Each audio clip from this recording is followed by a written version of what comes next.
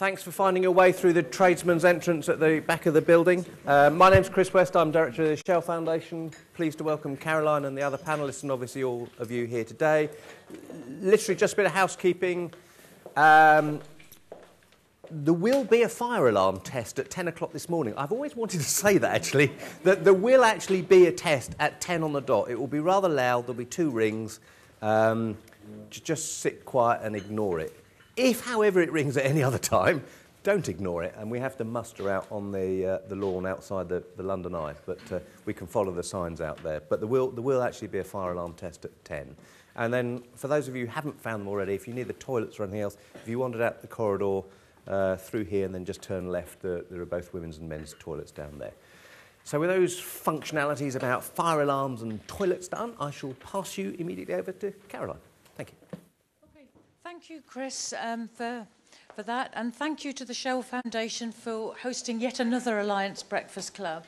They've done several now, and it's a lovely venue, so we're very appreciative of it. And thank you to everybody for coming today at this early hour. We've got a great panel, I think, today, so I'm sure we will have a very interesting discussion, and the idea will involve all of you fully, as well as our panellists. For those of you who don't know me, my name's Caroline Hartnell. I'm editor of Alliance magazine. You should all have a copy on your chair. Alliance focuses on philanthropy and social investment worldwide. One thing I'd like to mention before we go any further is that for the first time at one of our breakfast clubs, this is going to be recorded. Our idea is to put this up on our blog, Latest from Alliance. So if anybody has an issue would rather not, the camera will actually be on the panellists, but we do plan to pick up the voices of the people making comments and asking questions. So please give your name first, and if anybody would rather not be on it, just let me know or let Tom know. Tom at the back here, and he will make sure that you don't get the mic. Today we're going to be discussing some issues arising out of the special feature of the September issue of Alliance. So what can data do for philanthropy? So I'd like to start by introducing our 4 panellists. So, well, let's start there because you've all heard already from Chris West, who's director of the Shell Foundation. So next to me here I have John Cracknell, who's director of Goldsmith Family Philanthropy. Here, Richard Jenkins, who's policy advisor to ACF, Association of Charitable Foundations. And then over there we have Mark Campanale, who has quite a string of attributes. Director of the Social Stock Exchange, founder of Carbon Tracker Initiative, and advisor to Halloran Philanthropies. So I'd like to start by posing the question that we posed in the invitation to the Breakfast Club.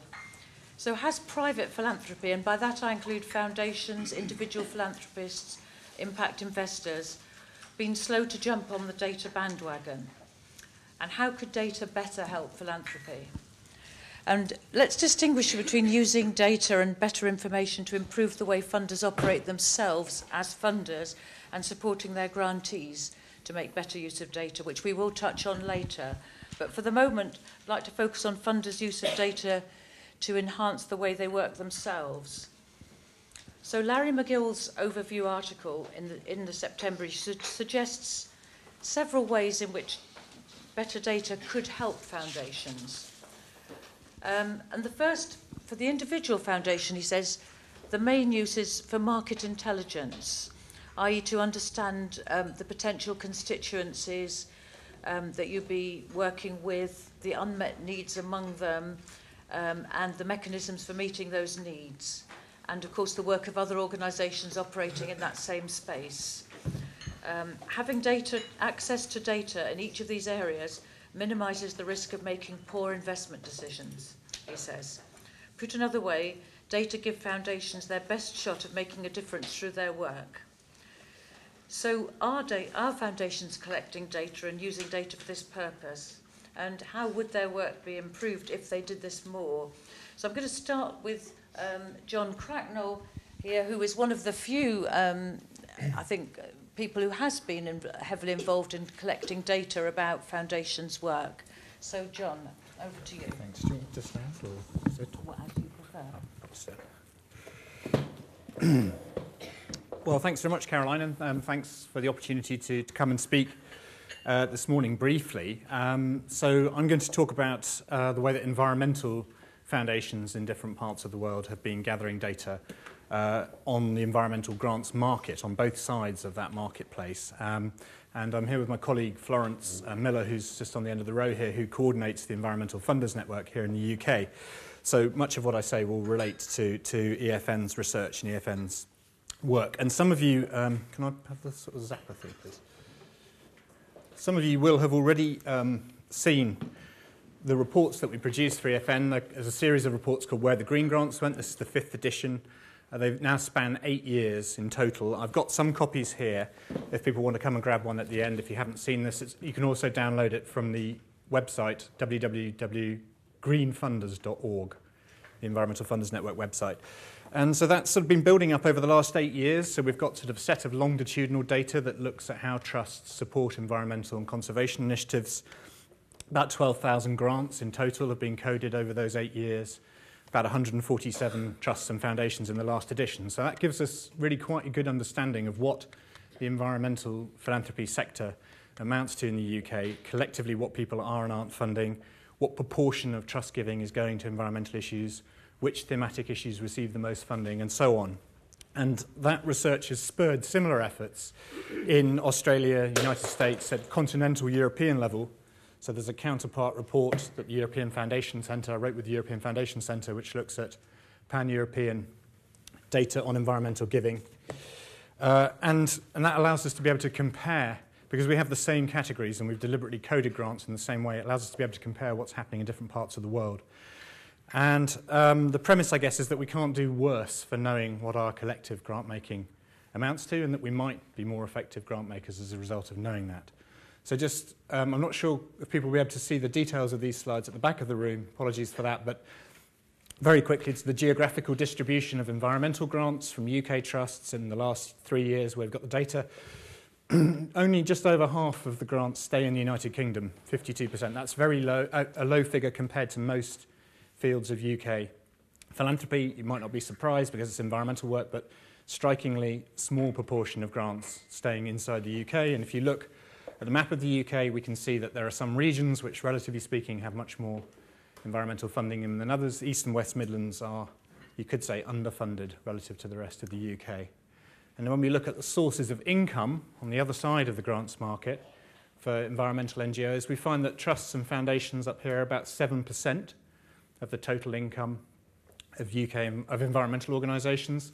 That's relatively low in the UK. In the US, the equivalent figure would be about 17 or 18%. If you took a country like Israel, it would be 45%. So that's important to know because it gives an indication of the sort of significance of trusts and foundation funding to the sector and the way in which the policies that trusts and foundations adopt will or won't have a differential kind of impact on their grantees. So all of this kind of data we feed back into the field and we think encourages conversations about effectiveness.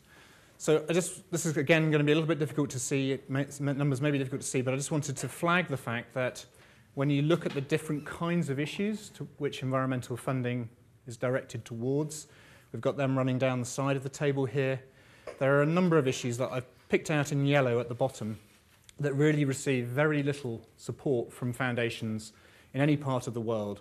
And these are some of the more systemic environmental issues around toxics and pollution, around transport, trade policy, financial investment strategies, which Mark's going to talk about later, work on consumption, waste, rethinking economic growth. Those kinds of big framing type issues are ones which receive very little support from trusts and foundations. For the time being, it remains the case that most money goes into things around preserving individual species and biodiversity, funding on agriculture, funding on terrestrial ecosystems. So that's quite a big conversation point, I think, or should be within the foundation community. And just to put it into context, these two paintings are the two Titians which were saved for the UK. £95 million was raised to keep these two paintings in the UK. And that's twice as much money as trusts and foundations spent on mitigating climate change in 3 years. So if you take all the funding from trusts and foundations on climate change for 3 years, it only comes to half the amount of money that we spent on protecting those 2 paintings. I'm not averse to having Titians or paintings at all, but as to give you a sense of priorities, I think it's sort of useful from that point of view. And then just to mention the other side of the grants market. So up until now, I've been talking about data that really aggregates together what funders are doing. And that's the supply side of the grants market, clearly. On the demand side, I'd argue it's equally important for foundations to be working with grantees and helping grantees to understand the capacity of civil society, if you like. Where do we and don't we have good capacity? So the Food Issues Census, again, can be downloaded from the same website, greenfunders.org. The Food Issues Census was a collaboration of 6 foundations in the UK, came together, put some money in a pot, designed a survey, which was answered by about 300 of the largest UK charities that work on food and farming and agriculture. And the data that they provided was aggregated together and turned into a report so that the field of NGOs for the first time could understand where their resources were being deployed, where they weren't being deployed, which kinds of issues were they working on, how were they trying to achieve change. And that was very, very useful both for the NGOs and the charities themselves, who'd never really had that kind of overview perspective, and for foundations that are funding in that area, obviously, because it gives us much more nuanced understanding of the capacity of the field. And one thing that's very striking, again, apologies if you can't see the details, but when we looked at the activity that people were engaged in, most it was service provision. There was a lot of effort directed towards service provision, a generalised kind of awareness raising, education, teaching kids how to cook in schools and so on and so forth. And relatively speaking, very little effort being directed towards lobbying, activism, trying to actually sort of grapple with the system itself. And that sort of reiterates the point that I was making earlier about where the funding's going. So, perhaps not such a surprise that there's not so much change, because most of the effort in the sector is being directed towards sort of more generalised awareness-raising activity. And then final slide, this is a piece of research from the United States. This isn't on the website.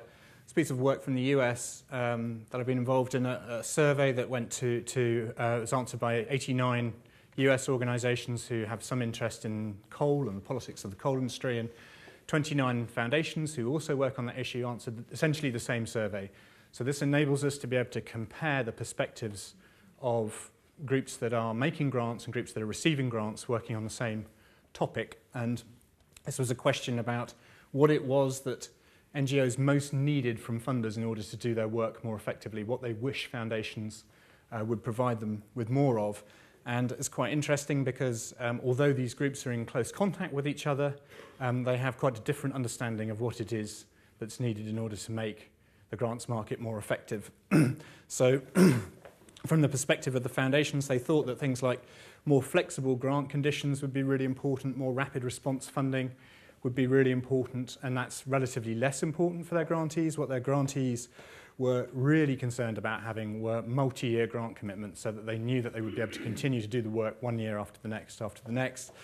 Both recognised the need for more general operating support, but the sort of sense you get from the NGOs is that they really want a longer-term commitment to the field, and they feel that they're sort of dependent upon these very short-term churning kind of grants, and they have no security. And it's started quite an interesting conversation between the two groups just by dint of having aggregated that information together. So I'll stop there. I'm very happy to kind of come back to any of that in questions. But the cost of doing this kind of research is tiny relative to the amounts of money that is being spent, both by the foundations or by the charities themselves. And so I'm a strong advocate for experimenting with different kinds of methodologies, surveys and techniques, because as I said at the beginning, I can't see that we can be any worse off for having a good understanding of what it is we're all doing at the moment. Thank you. John, thank you, and you've given a great sort of explanation of the sort of data you're collecting on both sides. I suppose for me the key question is, is it making a difference? I mean, it could, collecting this sort of data should, as you say, make philanthropy more effective, the two sides better matched. But, I mean, you've been doing the green grants for 5 years now. Is it?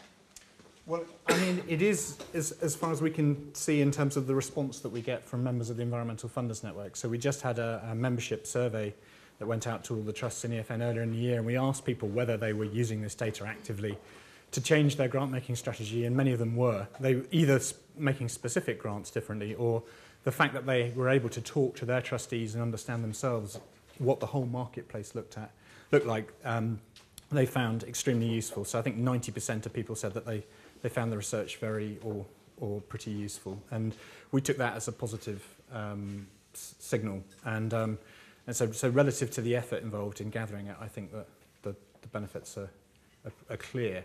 And it's hard to sort of pin, we know one kind of very concrete example is that the European Climate Foundation, the collaboration at a sort of pan-European level, used the data from an earlier edition of Where the Green Grants Went to make the case for why they needed to sort of come into existence and be created. But it's often hard to be very specific, but all the feedback that we get is that it's useful for the field to have an understanding of what it's doing and not doing. So do any other on our panel, or indeed anybody in the audience, have other examples of where data of this sort's been collected and is sort of, is being put to good use? I don't think there are that many, but yes. Could you say who you are, please? And we'll just wait for the mic. 'Cause Gemma Goodman from Synchronicity Earth, which is a foundation, a member of EFN. I just really wanted to have a comment to back you up there, really, and say that we've used the Where the Green Grants Went a lot, and I think it's very useful to take to kind of our trustees and also other high worth individuals that are contributing to us to kind of back up our ideas and our information, because what they really want is data. So it's just really to back you up there. Okay, yes. Tom, over here. Hey, David Chapman from Monitor Group. I just wanted again to kind of say we're of the same opinion as you, that having data out there in the community is something that can only be a good, really. And what we've been doing over the past sort of 18 months is surveying social entrepreneurs, not just in the environmental sector, but the social sort of human side of things as well, surveying US and UK social entrepreneurs around the environmental and contextual factors that are supporting them or inhibiting them. And then we will make that data available so that funders and other stakeholders have a clearer idea of where they can potentially be helping this group of people. Right. That's brilliant. I mean, it's, I think all of this is still in its infancy to a certain extent, and we've tried to improve the methodology and how inclusive Where the Green Grants Went is as we've done successive editions, but it's not a rocket science type kind of process at the moment. It's a fairly sort of basic aggregating data and number crunching type process at its heart. What's important, I think, is the consistency and keeping the sort of data set building out over time, so that we really start to understand how the grants market functions from one year to the next. And the real instability experienced by groups that are reliant upon foundation funding. I mean, that's quite a perilous situation to be in when you've got a heavy reliance on trusts and foundations, which by nature can be quite sort of idiosyncratic about their decision making. So I think that's important. And on the demand side, as opposed to the supply side, again, the sort of survey techniques which are being developed could undoubtedly they could be better, and they could, it would be great to continue this conversation with people that are interested in that. But just to make this the key point again, it doesn't cost very much to do this kind of stuff. So for me, it's the question is kind of why don't we have it, rather than why would we want to have it.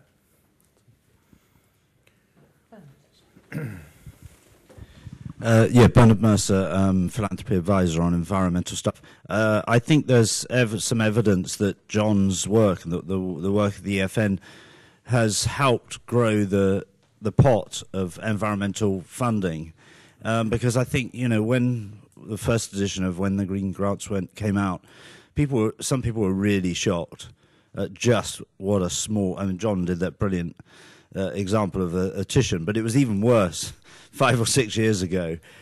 So I certainly know of a couple of philanthropists who have reacted to that and come into this field because they can see that actually relatively small sums of money can make a difference because the overall pot is so small. Okay, thank you. I think we've got quite a few good examples now to show that this suggests that this collecting this data really has been is serving a really useful purpose. We'll come on specifically later to the sort of limitations of data, because I'm sure there are there are some.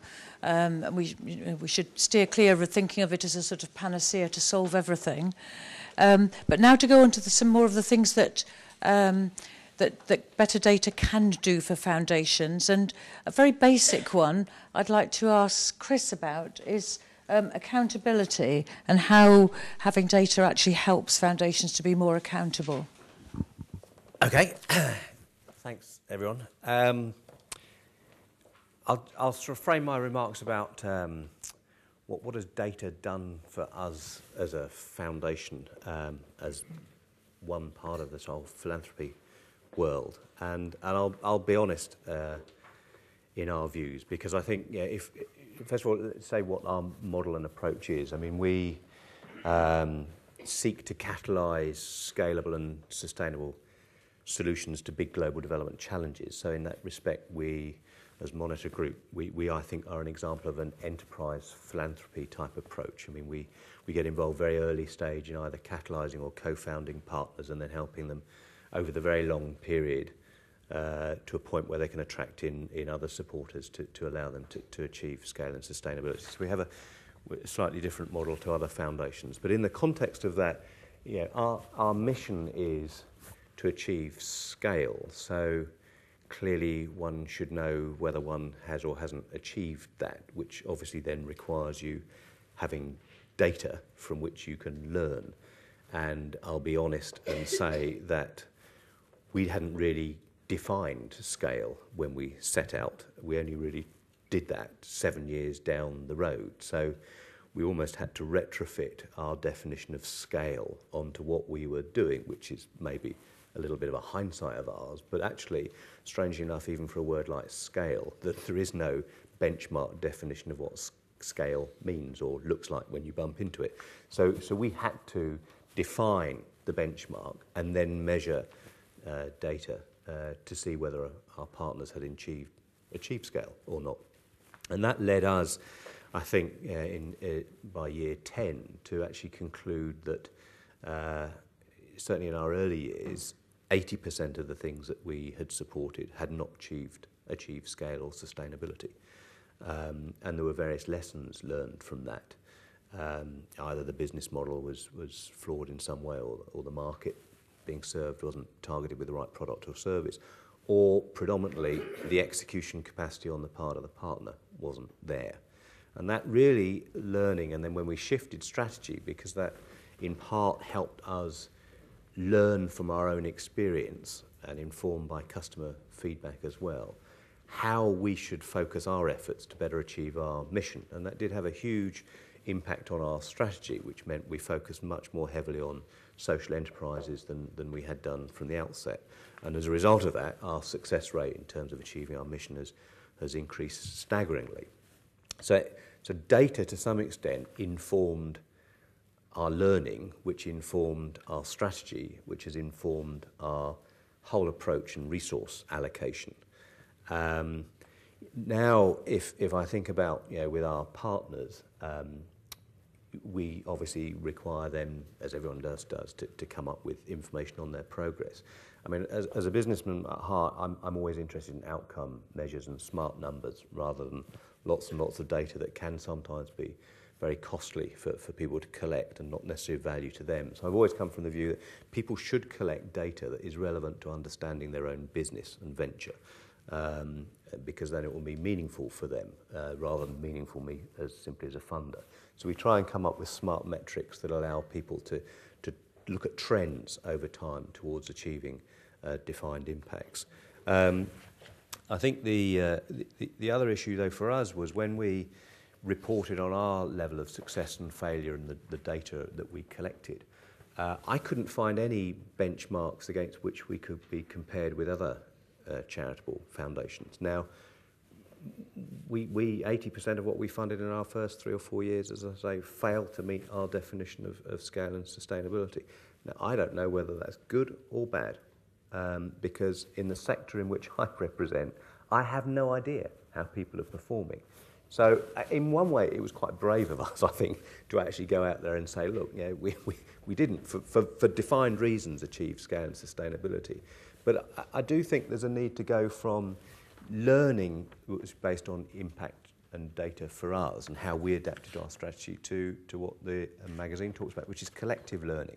I mean, my fundamental view is that I think as individuals and organisations, we usually learn more from things that don't work than from things that do. And yet, as a sector, we seem to be grossly allergic to talking about and reporting the things that don't work.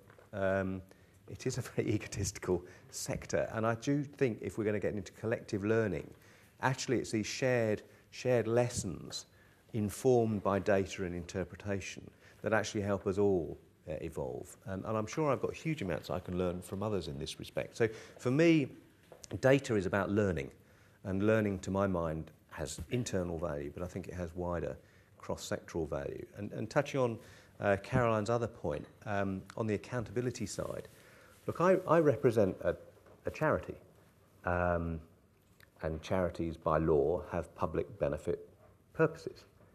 Yet the only accountability I really have is to put a tax return in and statutory accounts. Now, I feel that therefore my main source of accountability is to say to others, how have I used my resources to maximise public benefit? Now, and yet at the moment, there is no, it's voluntary. Now, clearly I, like everyone else reporting to boards, has to say, you know, why we've used resources we have done and the impact we expect to deliver on it.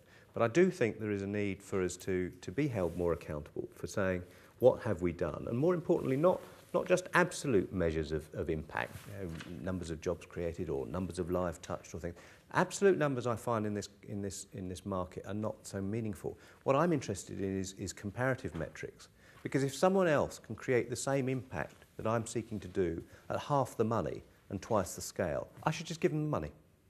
And yet at the moment there is no way in which we can collectively compare or contrast what we're doing, which distills back to us all beavering away in our own ways, in ways that don't report failure. And I'm sure as a sector as a whole, we're far less efficient and effective as a result of doing it. And I'm saying that about myself in the way. I'm sure we can learn from others. So for me, data is fundamentally important to learning, to strategy, and ideally, I think as the report says, shifting towards more collective learning and ideally more accountability structures on individuals like me and I'm sure others in the room. So thank you, Caroline. Thank you, Chris. And later on, I think it will be talked about. And the third use of data he suggested was supporting advocacy.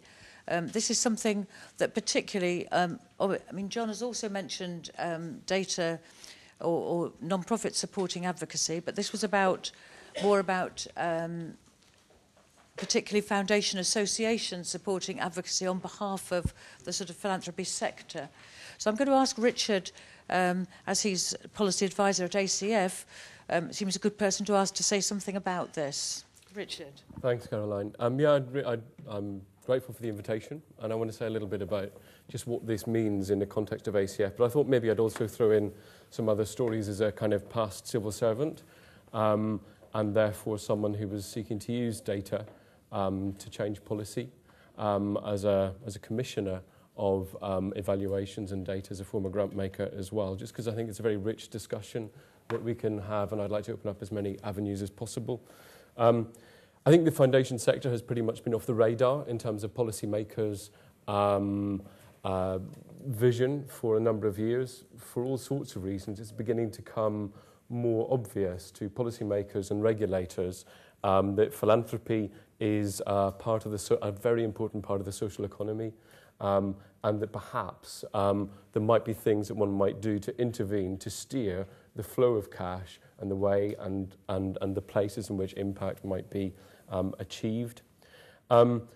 So that sets up immediately, I think, quite a voltage around the relationship between government and public sector actors and philanthropists and foundations. And information is going to be key, and who's generating it, and how much integrity we feel there is around the data and the way in which it's used. I'm just working with ACF at the minute to begin to think through what that might look and feel like. And my fantasy world is there's a large kind of lifetime dashboard with lots of blinking lights. It shows us kind of, real-time information of everything that's happening in the foundation sector. But I think I watched too many NASA launches, probably when I was a kid.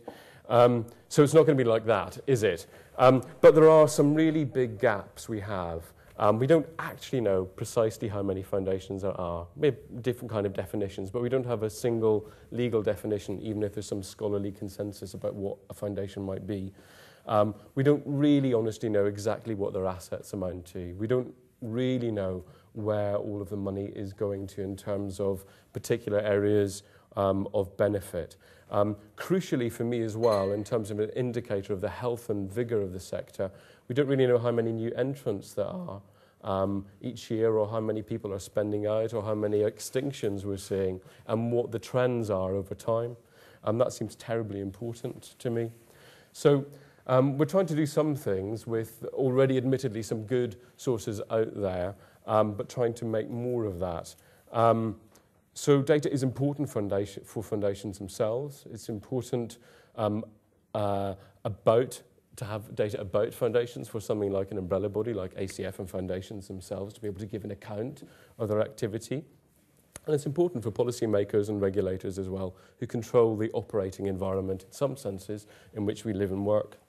But I just want to kind of throw a couple of stories in there just to kind of make us all a bit cautious about this. And they're coming from my time on the other side of the fence whenever I was a civil servant. I was in the Home Office. Ultimately, I was an assistant director in the Active Communities Unit, which was the predecessor of the current Office of Civil Society. But it was an exciting time. And it was a time when regulation of the charity sector was sitting alongside big things like reform of the Constitution and especially crime reduction. So there were nice stories from what was an in-house research department in the Home Office, which churned out endless, really great reports about how crime was inexorably rising with prosperity. And then whenever things weren't prosperous, people were inclined to steal more. So sorry, Minister, there's nothing you can do about it. And there were decades of research about this to demonstrate that that proposition was absolutely correct. But the policymakers in 1997 from the incoming New Labour government said, we don't believe that. We think that's rubbish. We think actually crime can be reduced. And we want you to do something about it. And so instantly the machine kind of clunked. A spanner was thrown into the cogs, and you can imagine how long it took to sort that out. But actually the policymakers were right. The data was wrong, and crime could be reduced by all sorts of things which helped from a range of different interventions to help people think out of the box and bring crime down, and we've seen that. So data is a bit dangerous if you're too reliant on it and you put too much trust in your existing sources. And just cut to real politic, actually the situation as it really is with very busy ministers and senior officials. Another colleague told me of a story of a really large NGO report of a collective consortium of different civil society activists putting in like a 300-page evidence-based report to a senior official ahead of some great global conference on a particular issue. And of course the official just said, actually, I can't even read it. There's nothing I can do with that. I haven't got time to read it, assimilate it, I don't know what they're saying. When I was sent on my evidence-based policy-making course at the Civil Service College, it was 1999. We kind of, it was still hopeful.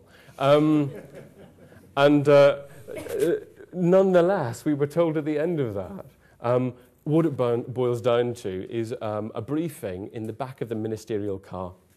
And you've got to have a killer fact and a killer story. So it's kind of, you're in lift pitch mode, people. And something like the Titian is a killer fact. And you need a killer story behind that. If you're going to grab attention, tip the balance, and begin to make a change for a new paradigm to get people to think differently. All the nuance, all the detail, that can come afterwards whenever you're beginning to tinker and get things sorted out. But if you're actually convinced that what you want to do is change the environment, you have to be really focused on the kind of data that you want to present and how you produce it and where it's going. And just finally to throw in a thought about kind of open data as well. You know, it's terribly important, I think, in terms of particularly accountability, that we're in a world where there is more data, more information out there. I just want to kind of give a reflection on perhaps what's happening in England and Wales after the Hodgson Review.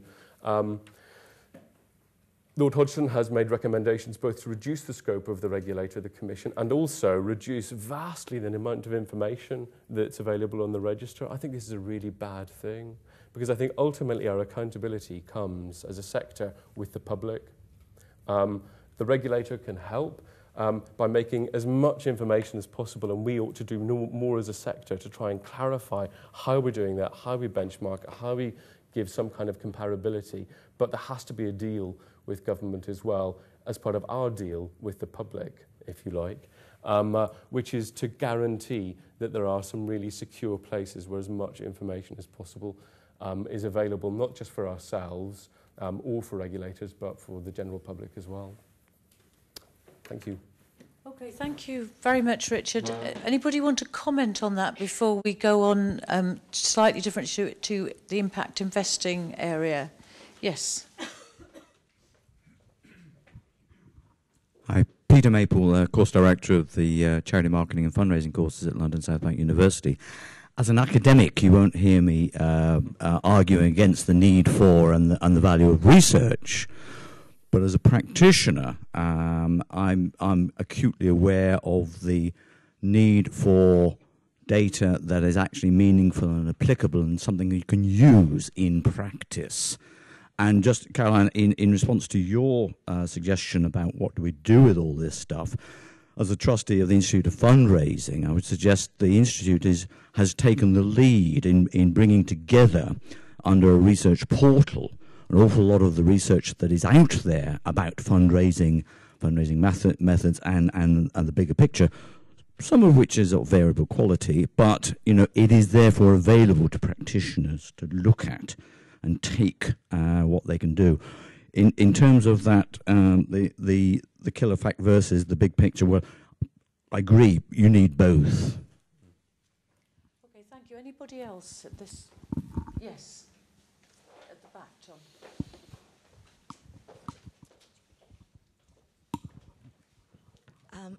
Diana Leet, Diana Princess of Wales Memorial Fund. I wanted to take up Richard's point when he said that data is dangerous. I would add to that data is also seductive. And I think it's very, very interesting that a number of people have already said that what people want is data, as though data were truth, or as though data answered questions for you. Data is neither of those things. And I think when people... I think the vogue for people wanting data probably tells us that people want certainty and legitimacy, and data seductively pretends to produce that. And I think it's interesting that we see the Titian as the killer fact, as though that data answered a question about what to do. And I think it's probably precisely because we don't know what to do in certain... you buy the Titians or you don't buy the Titians. Easy.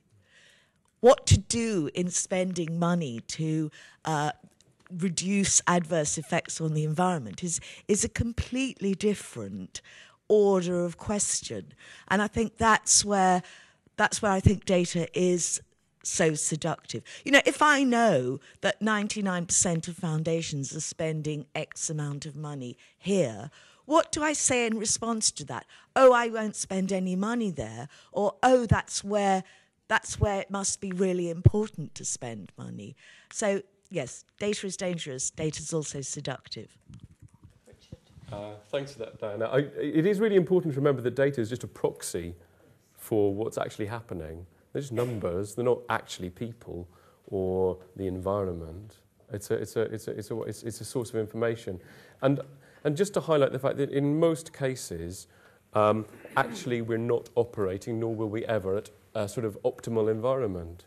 And we don't have enough data. We don't have enough information. But we know that we have to act. And so I think data, when we don't have it, and perhaps even importantly when we do, if we've got enough, still has to be triangulated with other very important sources of information.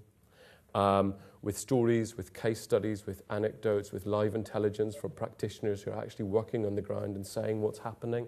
And also, it has to be allowed to operate in an environment where people are able to go with a gut instinct, common sense, or a brilliant insight as well to change the way people are behaving and even change ultimately the situation and the numbers that will somehow demonstrate that something's happened. We have to come back to, I think, a modest but sensible appreciation of what data is and what it can do.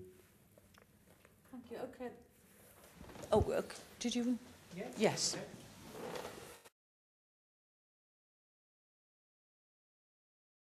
My name is Stephen Montgomery. I work at Global Witness. And this is a question based on my current experience and also, I suppose, the 10 years or so of fundraising for human rights and environmental organisations. So I think I've got a slightly different perspective, perhaps, which may be illuminating. It's really interesting to see how a lot of different foundations are looking to gather what they call kind of market intelligence, where they're looking to see what other people are funding, see what the extent of funding is in particular sectors and areas. And that's important. But I think that what's really telling is partly revealed, and this is perhaps something that shows us the power of handouts or visual aids, partly revealed by the Titian and partly revealed, actually, more interestingly, by the Coalfield graph that's still up there. Because what I find, and the organisations that I work for find, is that we're often very rarely asked by foundations for the data that we have in abundance on the particular issues, what we need, but also what the issues that we work on need, and what kind of data is available for all of those kind of issues. And I think that if organisations are concerned to translate data into information and to turn information into knowledge, then I think you cannot really do that without the people who are doing the work. I think that there's, and this is perhaps ties a little bit with what was said about the seduction of data. I think there's a real tendency to see that some data is important, but also what you're gathering data on, where you're looking for data is perhaps even more important because there's so much of it out there and you could spend an awful lot of time gathering data. But I think you need to decide, and foundations and philanthropy advisors need to decide what it is they want to really steer people towards and where the best data is, because only the best data on the right issues is going to turn into information and knowledge. So, well, I made some other notes. I think that's pretty much it. I think that as somebody schooled in activist organisations, my tendency is to name and shame and to cough up some names of particular foundations that have done it really badly. But I think that wouldn't be necessarily the nice thing to do this morning. But what I will say is, and one name I will bring up, is recently we had a very, very good engagement as Global Witness with the Odessium Foundation, who did come to us and said, what do you need? And not what do you just need as an organisation, but what do the issues need? And over a long time frame. And then they questioned us. They came back and they said, well, we've got questions on this. We don't necessarily agree with this bit, but we want you to hear your responses. So we engaged in a proper dialogue. And that's how we turned the data into something really useful. And I hope it was really useful for them too. So sorry for going on for so long. Okay, no, thank you. Very interesting and nice to have that sort of example at the end of how it really can be used.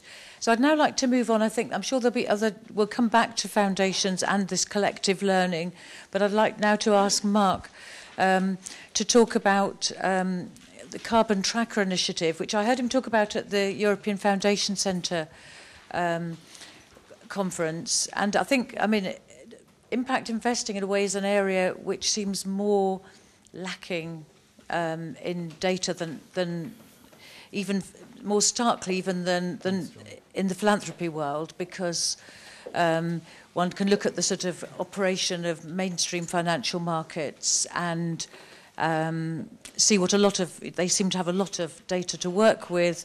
On impact investing, we seem to have quite little. So this will be obviously for Mark to talk about the social stock exchange, where the impact investing, really happens. But also, I'd like you to talk about Carbon Tracker, because I just think it's a wonderful use of data for a really focused, positive I better give some context. My background, I worked in the charity sector for 4 years as an agricultural economist before going into the City of London for the best part of 25 years. And I've always been interested in social change.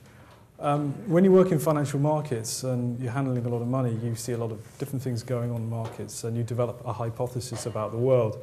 I think there's people in the room, I know Richard and Alenka, you know me from the Social Stock Exchange, and this was based around a hypothesis that there are businesses that are doing things like provision of solar energy or teaching or children's theatres, which raise their money through financial markets and do it through exchanges. And there's about 50,000 businesses listed around the world in one way or another. And I was interested in how do you finance social businesses, and that really led on to a piece of research which I commissioned from the New Economics Foundation in 2006, and then went on to develop the idea of the Social Stock Exchange. So first of all, you develop a hypothesis, and then you've got to go and collect some data, you've got to collect some facts, and based on those facts, you then inform what you're going to do. And sort of roll on 7 years. From 7 years of testing the idea, doing the research, gathering the data, meeting the investors and the companies, we only really raised the money for Social Stock Exchange just early this year.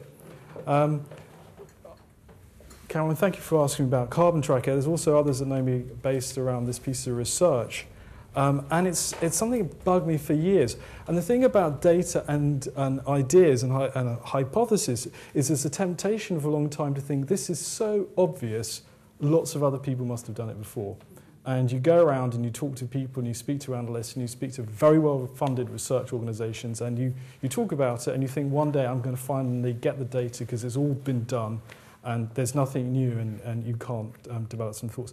So working on a fund management desk, you see lots of businesses raising money, and Bernard, who's at the back there, knows that I look at forests and rainforests, but I also looked at fossil fuels. And whenever somebody wanted to raise money to clear a rainforest, it always used to fascinate me. So I used to attend lunches at the Savoy where people were raising money in the city to log rainforests. And I thought, well, there's always going to be NGOs following this because this is really obvious stuff. Somebody must be doing it. And still, actually, NGOs aren't actually following this stuff. But in the case of fossil fuels, the question that bugged me is that, as we probably know, the climate and the planet is changing rapidly, and I don't need to talk about the Arctic data and the ice melt-off, is that if you speak to the scientists and the campaigners, the idea is that we should keep to 2 degrees warming, which is, of course, disaster. Speak to any campaigners, we're going somewhere way north of that based on the data. And these are all from, obviously, burning fossil fuels, and these are businesses which are financed in London. Who's tracking the data on who's financing the deals and what are the implications of that? And the question which I thought had been answered was this. Is everyone, and thank you for hosting Shell, everyone would know Shell owns reserves and is always looking for new reserves. And the same with BP, on Exxon, and in the case of coal, Xstrata and the others. Now, these companies publish, to a degree, what reserves they own. So you own a coal mine. And the coal that's embedded in your reserves is equivalent to an amount of CO2, which you may emit if you extract it and you burn it. And the idea that we thought somebody must have done is that somebody must have added up all that fossil fuel that is owned by Shell and BP and Xstrata and Exxon, and all the Chinese and all the Indonesians, and must have added it all up to tell you how much CO2 is being financed through the world's financial markets, principally London. And we thought it had been done, myself and a colleague called Nick, because we used to talk about it a lot, and that hadn't been done. So this is the piece of maths which we wanted to get the answer to, is if you take companies like Shell and take their reserves, you can add all that up to give you the carbon dioxide potential. Now, the London Stock Exchange, as we know, is one of the world's leading financial centres, and there's businesses in New York and Sydney and South Africa. Let's go to the exchange. Let's add up all the fossil fuels on the exchanges in Jakarta and New York, and that gives you the exchange potential dioxide. And then you take all the world's top exchanges, Tokyo, Hong Kong, and then you can add all up, and that gives you a global picture. So I got a £3,000 grant from the Telesmarter Foundation. I thought, fantastic, now, and it took us 7 years, 8 years to find somebody who would fund this basic idea. And let's go, and so we recruited somebody who worked at the Clinton Global Initiative, and he developed a paper, and that paper then enabled us to go to Rockefeller Brothers, and they said, well, here's $50,000, employ somebody. I recruited a young guy called James Leeton, who was at PwC, and we did this. So let's just quickly run through what this is. So in Russia, the red is the total embedded CO2 made up of coal, oil, and gas, not tar sands, but just that. It's listed in Moscow. The UK is the big red bubble, and it's mostly oil and coal, and then the USA is the other big one, and then Canada, and there's little pockets in Australia. So this is businesses listed on the London Stock Exchange. And so we did it by taking the largest listed companies, and this is data that you get every day in the city. It hits on your desk, you put it in the bin 10 minutes later.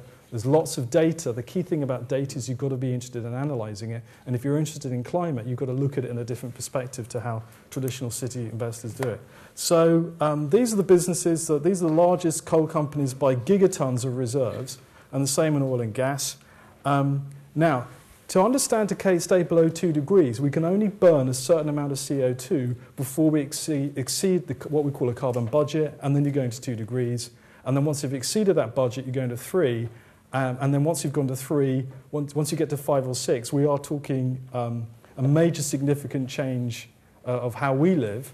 And what we know, of the top 30, this ignores the rest, if you add up the carbon budget, we've well blown 2 degrees. What the financial markets are telling us, if we believe the financial markets, is that we're going to 5 to 6 degrees based on what's already been financed. So we developed this graph. So mostly governments own reserves, not companies. So governments, Saudi Arabia and others sit on these reserves and they float them off onto the exchanges. Coal India was the best example of this. The transfer of booming resources through Valor onto the London Stock Exchange is another example. The red is the total proven reserves that we know. The green is how much of that we can afford to burn to stay below 2 degrees. And the new data that we produced in the report is the purple.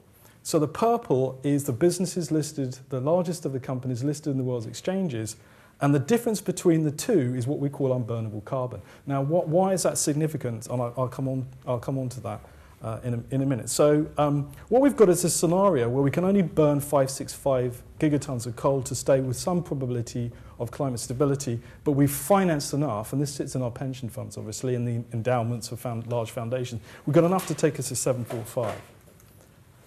So where does London sit? We can recut data, that's the nice thing. Where does London sit? Less than 1% of what's financed in London actually goes into the UK. Most of the fossil fuels we develop are actually in Australia, and then in Indonesia, Kazakhstan, South Africa. So London's the financial centre, so we can start to map risk. Now what this means is that the risk in our pension funds, because this is 20 to 25% of our pension funds, we're essentially financing the coal development of other parts of the world, and this puts the risk back onto the citizen. So here's the summary of it. So why is this significant? Can you imagine getting on a plane, there's 100 seats on the plane, and the ticket offices have sold 150 tickets. Who gets on the plane? And how do you account for the 50 tickets that you've sold, because you've booked the sale, but you've got customers standing at the gate that can't get on the plane? You've got an accounting anomaly. Okay, which is how do you account for the 50 tickets of passengers who want to get on the plane, and you've booked the profit or you've sold it, and actually you've got ticket shops every day selling another 10 tickets a day. And more than that, you're actually creating new ticket shops to sell more tickets. And that's an analogy, really, of what we're doing with fossil fuels, is that Shell and BP and Exxon and the others, we're spending 10, 20, 50, $100 billion a year in finding new reserves, which we can never burn. So its reality today is what are the implications for our spend today? We shouldn't be spending money on replacing reserves that we can never burn. So we can only burn about 20% of what we've financed, and we're paying new money to explore for this. And the UK is a major centre of this risk. And the key thing is that as things stand, we've got one young analyst collecting this data. We met with the Bank of England and said somebody should be looking at risk. And they said we've got other risks to worry about, like the euro and the banking collapse and so on. So it was a fair point. But as of today, it's no one's job to collect this data. Let's start. So what do we learn? No one's job to collect data, let alone to analyse the significance of this. And what we're not looking at is we're not picking out an individual company, whoever it might be. What this is about is about what does data tell us about the risks to the financial system and the markets as a whole. It's about really banking stability, and how we recut the facts we find actually enable us to develop the hypothesis. So, thanks. Oh, and just quickly, I didn't do a very good job of doing it. This is a picture of Justin Bieber. It's actually Rolling Stone magazine. There's a brilliant analysis that used Carbon Tracker's data. It's a guy called Bill McKibben. They wrote 8 pages using this analysis in last month's Rolling Stone magazine. And I'm shocked that we've had 450,000 downloads since it's published. And it's gone pretty much viral. And that just shows once you develop an idea and collect the data and you can begin to prove something, that it quickly gathers a Rolling Stone, it gathers no moss. Nice. Yeah. Mark, can I go back then to the, just to carry on with what it's used for? Because, I mean, I may be understanding it a bit crudely because I'm not a finance person, but my understanding when I heard you talk before was that once you've collected this data, this would actually, if people accepted the arguments, this would lead to a sort of reducing the value of companies holding fossil fuels and a redirecting of finance. So it's not just sitting there as information that nobody's collected. It's what, to me, it's interesting. What do we do with it next? Yeah, it's really geeky stuff, some of this. But and I told the analogy of the sales of the tickets in the plane with the 50 tickets for people that can't get on the plane. So what we're saying is that the maths is wrong. Sorry. 10 o'clock. Beg pardon. Sorry. It's all right.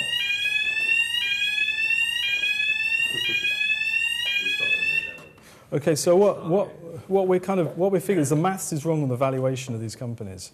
So if you've got an asset, it's a building, and you book the building is worth $1 million, and you put it in your accounts because the building is worth $1 million. If actually you honestly know it's only really worth 700,000, when the accountants sign off that report, are they in error? And so we're doing some work with the accountancy bodies on how do you account for an asset that you think you own, but probably you can never realise. And I can send it to you, but it's not public. HSBC has produced a document on carbon using our analysis that says the valuation of the world's largest fossil fuel companies is fundamentally wrong, because how you value them is based on the assumption that you can burn all these reserves. And the paper, which I can email you if you give me your card, shows that the largest 5, you take a haircut to their valuation, their stock price of around 40% once you factor this in. Now, you've got analysts whose job it is to shift this out. So we're getting called in by the rating agencies. I'm seeing the rating agencies on Friday. And we're getting called in by the Bank of England and others because there could be something in the numbers. Now, this is based one young analyst producing a very cheap-looking report. So we've got to go back and test the data. We've got to keep testing it, which is why we're going to hopefully add some staff, because there's some significance to it. And so now if the valuation is wrong, then if you're familiar with how pension funds and actuaries work, again, it's a bit geeky, you do asset liability matching. So the numbers of people in your pension fund that live for 30, 40 years, you've got to have your assets worth, got to go from A to Y or Z over 30 years to meet those liabilities. Now, you can make some assumptions about the assets that you own. If your assumptions are wrong, you're never going to be able to match your assets and your liabilities going out 30 years. And climate is going to be hitting us in 30 years. So the actuaries, so we did an event with the Institute of Actuaries. 70 actuaries turned up to hear us talk about this hypothesis, because the actuaries are, so your pension fund is 20% fossil fuels or 25% fossil fuels. If there's something wrong with the valuation and with the assumptions around it, then the maths doesn't add up for your asset liability. So this continues to spin out, and it's an exciting time because I'm supposed to be working on the Social Stock Exchange for most of my time. But it's a fascinating kind of insight. Yeah. So that's how we want to start triggering this. We want to see the re-rating of the debt of the listed fossil fuel companies to factor in these assumptions, and also to talk to the regulators and the investment bankers and stuff. So it's an interesting time to take this analysis on. So does anybody have any questions for Mark on that or comments?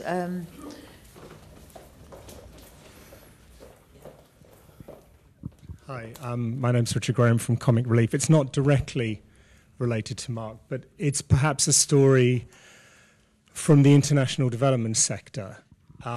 And I've been working in this sector for a number of years now, and one of my observations has been how poor the international development sector is generally about collecting good, reliable data and using it to inform decision-making. So to give you an example, an organisation called 3IE wanted to do a systematic review of all the different microfinance programs that have taken place in international development. So they looked at, I think it was around 6,000 abstracts of research data on microfinance and found that only 15 of the 6,000 had sufficiently reliable data to do an analysis. So that in itself I thought was quite striking, that actually the quality of data that many organisations collect is simply not good enough. And interestingly, by the by, they found no compelling evidence that microfinance makes a difference to poverty reduction, but that's another story. So I think that's a really important thing to be aware in international development about how poor data collection is, good quality data collection. And more recently, an organisation called UWEZO did some research around education in Tanzania. And one of the things that they found was that the amount of face time teachers have with pupils in primary school in Tanzania averaged about 1 hour and 25 minutes per day. Now, that had an enormous implication for NGOs and funders working in the education sector, who were thinking that by providing bursaries and school uniforms and transport to schools and a whole range of other initiatives which they felt were contributing to educational outcomes in Tanzania were actually not really, because the data on learning outcomes for children in primary school were generally going down rather than going up, even though the attendance was going up. So the research from UWEZO, I mean, I wouldn't call it seductive. I would call it incredibly valuable, because it actually allowed funders and NGOs to do what Chris was alluding to earlier, was what I think they call in the business option appraisal. If you want to achieve better learning outcomes for children in Tanzania, you need to identify which is your intervention, which is going to make the greatest difference. And if bursary schemes are not actually creating any change in learning outcomes, then you need to tackle some of the other problems, which might be the attendance of teachers at school rather than the attendance of pupils. So I think there's an enormous value of good quality data to enable NGOs and grant makers to make much, much more informed decisions than we make at the moment on which interventions are likely to have the greatest impact based on good and reliable data.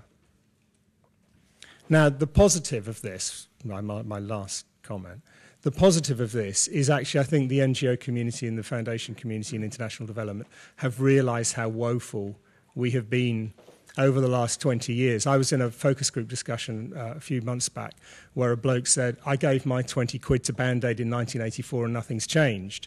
And although that's a slightly, facetious remark, at the same time, he's not entirely wrong. And I think we all have a lot to learn from that. So there is this significant movement within the British NGO community called Improve It, where British NGOs are working together to actually establish common metrics of change within their different sectors, which would enable them to better measure change, but also to use sufficiently common metrics that you can do comparisons across different initiatives. So I do think there's a positive step taking place within the NGO sector. And I also think one last thing is on the value for money initiative that the Department for International Development is very active in at the moment, has the potential to push people to emphasize more the value bit without wishing to go down the route of the kind of cost per beneficiary, which I think is extremely risky. Okay, thank you very much. Before we go back to foundations, which I think we will in a minute, I'd just like to just pursue a little bit the in the context of social stock exchange and sort of bringing together investors and sort of social enterprises. And I'd like to ask Mark about this, but first also perhaps just ask Chris, because I know you've been, Shell Foundation has been doing a lot of work in this sort of area of bringing together the two sides in India, Africa, and how, is there a big need there for more information to make things go as smoothly as they might do in the mainstream financial markets? Yeah, okay. I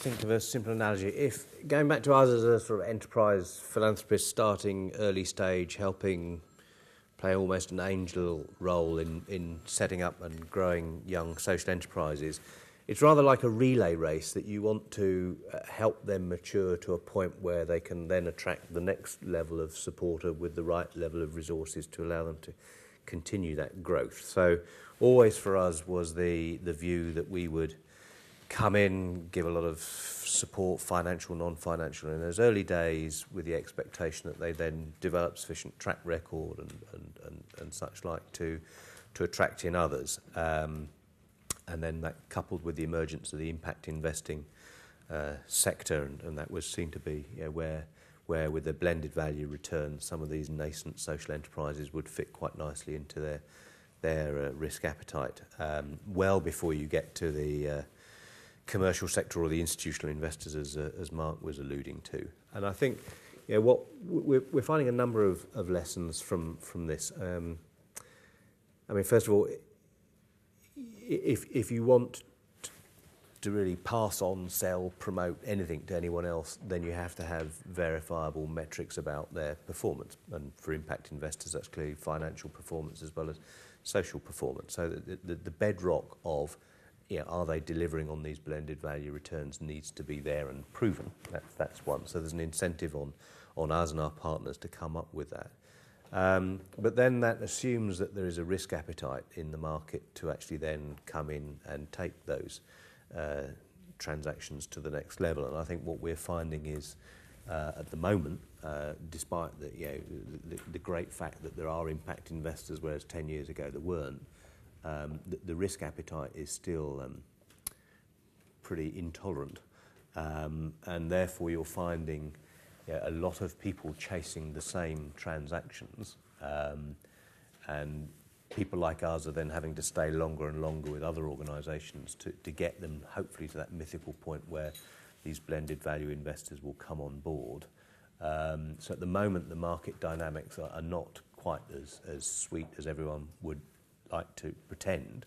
I think there is terrific opportunity here, but there isn't a simple jigsaw puzzle here that people are looking actively at these deals in volume. I think the other thing I would say is that for the impact investing community as a whole, which I fully buy into, possibly the seduction someone mentioned of data reporting. I think there's quite a lot of emphasis on new techniques to measure and record social impact using Iris and other tools. But even in that, people are reporting quite differently. Do we report the totality of change affected by, say, creating a job, or do we just restrict it to the job? There's various ways in which interpretation of data is almost being used, I think, to slightly overinflate social impact at the moment. And at the same time, I'd say that there's a great tendency to promote the financial returns of single deals, which is fantastic, but not portfolios. And actually where this market needs to develop is to say, if you funded 30, 40 transactions, what's your net portfolio return from them, rather than focus on one particular deal that might have done very well. So look, it's a function of evolving landscape, that's fine. But I do think this is where there is a need to be cautionary and to some extent more standardised about how we report particularly social information as well as financial information. But at the same time, even were that data there, I think the risk appetite in this emerging sector is still such that a lot of these nascent social enterprises are not getting the long-term patient capital support they need to ever stand a chance of delivering it. And so it's not just a function of data. I think it's a function of, I probably shouldn't say this on film, but I mean, there is a lot of hype about this sector that isn't necessarily matched by the reality at the coalface. And there is a danger that everyone believes that hype, whereas the actual customer is actually not served well or to the extent that they need to at the moment. So just a few cautionary notes from a British person who has cynical genes, but there we are. Okay. Sorry, was that answering the question you wanted? Absolutely, and now before anybody else, I know Mark's got to go in a minute, so I'd like to, as you're developing the social stock exchange, is one of your is the lack of the data that you need in order to make things function smoothly, is that a problem for you? No. This is a situation where the data isn't the issue. We're flooded with data, and actually one of the things that you keep hearing is that there's not enough good deals and there's not enough information about the deals to give you comparable information to start deciding what you're going to do. So I'm looking. So let's have a look. Let's quickly sketch something. The impact investing world is largely, but not exclusively, because of the UK, developing world focused, and these tend to be smaller enterprises that may have a largely indigenous influence but could have some overseas participation, and they want relatively small amounts of money, and they've got brilliant scalable ideas like Sanergy in East Africa, and there's plenty that I could use as examples. And there's lots of those, okay. Now, but the piece of the world that I'm looking at is a bit different to that. It's very important. I'm looking at, I mentioned earlier, there's companies listed on exchanges. What we're looking at is businesses which are typically worth between 8 and 10 million pounds and are only raising £1 million and are established. The problem we've got with these is that the social enterprises have no social investors. They have basically conventional investors, and those conventional investors are not on mission with the company. And so, I've met quite a few just in the last couple of weeks. One builds NHS walk-in centres, and they partner with community enterprises. They're worth about 10 million. They get the headquarters in Oxford Circus, and they do this all over the UK, and they do it very successfully. And they probably turn over maybe 30, 40, 50 million a year, but they've got no social investors. What they want to do is be in a marketplace where they can change their shareholder base to attract social investors. And there's a multitude of businesses like that, not just in the UK, but around the world. And what I'm looking to do with the Social Stock Exchange is to enable those businesses that have already been financed, but to get the backing and support of people that want to deliver a particular mission, whether it's health, education, social housing, or recycling, whatever it might be. The second bit is how do we manage the data? How do we measure the social impact? And I was amazed by this particular company. We're producing what's called a social prospectus, or rather, we're asking companies to produce a social prospectus, giving their theory of change. We're going to be doing A, B, and C. This is what we're going to do, and we're going to ask to report it. This particular company, mostly the people who run it are in their 30s, so they're very forward in their thinking. They had nearly everything in place to do that before I'd even asked them the question. That came as a real shock. And I think that businesses are moving on beyond ISO standards and environmental audits to actually trying to measure their social impact and trying to describe their social purpose as a company. So we're going to be looking to gather data on this, and I'm quite confident that when we get going, so hopefully in the next sort of 6 months, is that we're going to be seeing lots of companies reporting on their social impact. I don't know if that's answered the question. Yeah, absolutely. And basically you're saying that there is the data, and that's not your obstacle. No, the obstacle is social investors spending so much time talking amongst themselves about what they should do. Actually, it's the mainstream that is getting on and doing it, and let the social investors have the conversation. And if you had to choose between financing a social enterprise and showing it to a conventional investor or social investor, my heart says go to the social investor. My head says go to the mainstream investor, because at the end of the meeting they'll tell you whether you're going to get a check or not, and the social investors will go, this is so important, and they'll wring their hands. and 2 or 3 years on, they're still debating about whether they should do mission-related investing or not, and they want a report from Cambridge as to whether they're allowed to do it, and the Charity Commission, they're going to need to go and see them to get signed off because they could be sued, and all that kind of nonsense. That's what's going on at the moment. Okay, thank you. Thank you very much. I'd now like to open up to the audience to start with, and then come back to the panel for the next question I referred to earlier. It's easy to think of better data as a magic bullet and guaranteed to improve the way funders operate and the way that NGOs and others they support operate. But are we expecting too much from data, and what are the limitations? And I know we've touched on some of these already, but I'd like to open up that to people here. Anybody, any cautions on? Hi, Richard Kennedy, Head of Social Investment at Cannes. We run a couple of funds and also some impact consultancy. I think the challenge, and obviously data is vitally important to help people make decisions, make the right investment decisions, and decide on the right organisations to support through their foundations. But I think the real challenge is, what is that data, and are you collecting the right data? So are you collecting jobs, or are you collecting something that leads to jobs, or what is it that the end beneficiaries that you're supporting, what is it that they think is important? And I think there's a real challenge in actually collecting the right data rather than the data that the funders or the trustees or whoever it might be thinks is important. So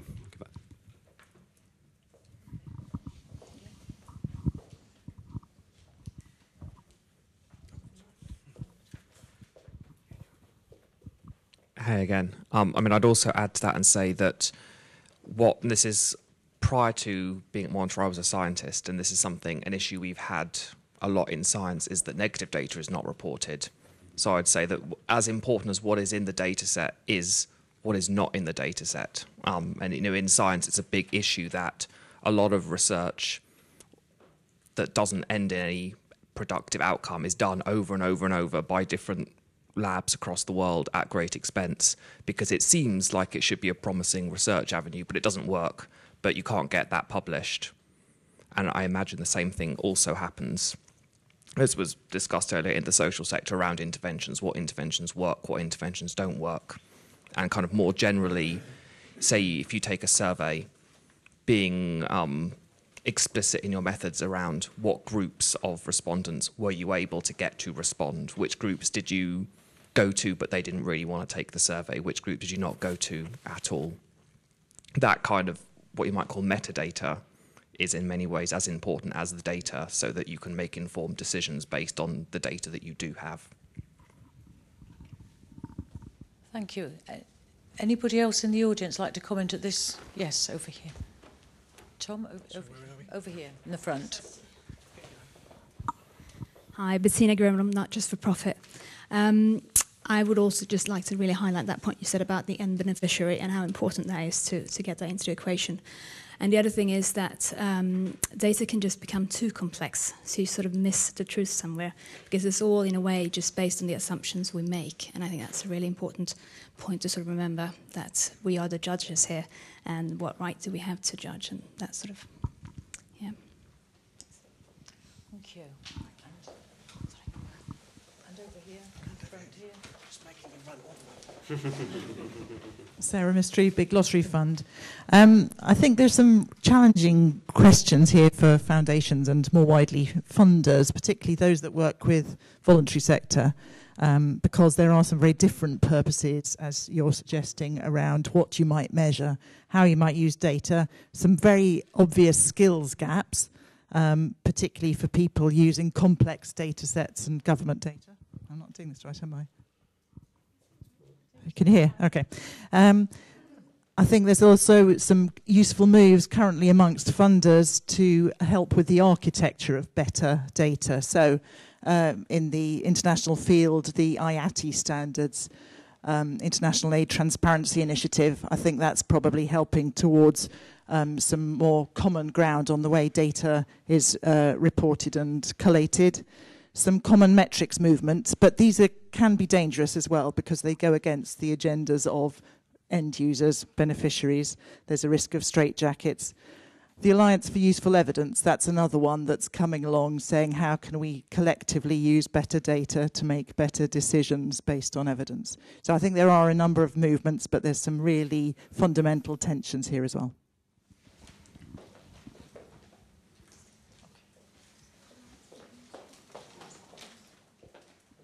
Hi, I'm Simon Marsh, LSE.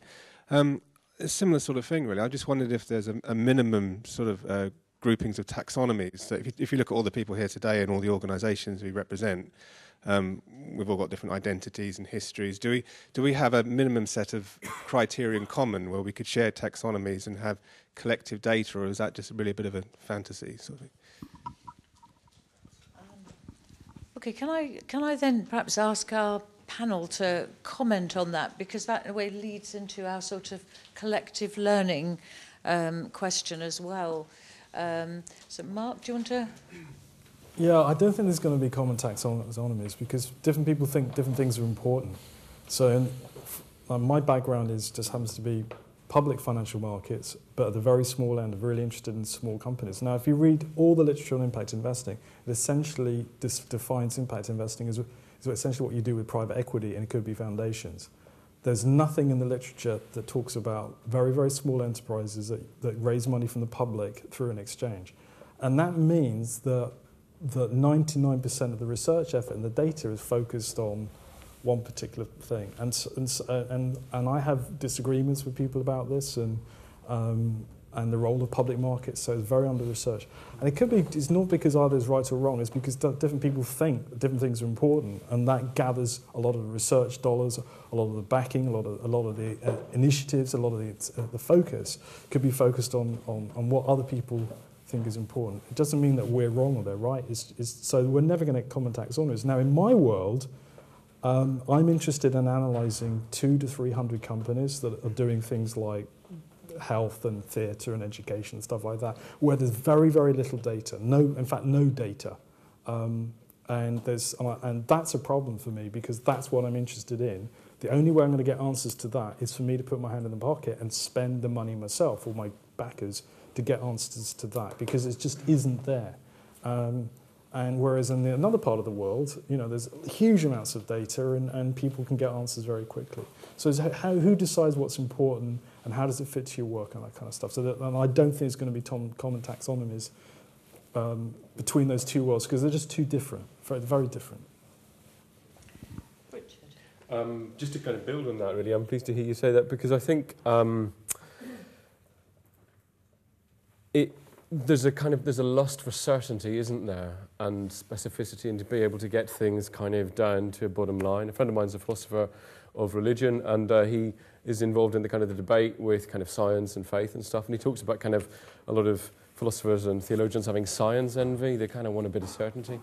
And I think we operate in a kind of world where money and social good come together, and we have to remember that money itself is just a proxy for the value that society gives to things.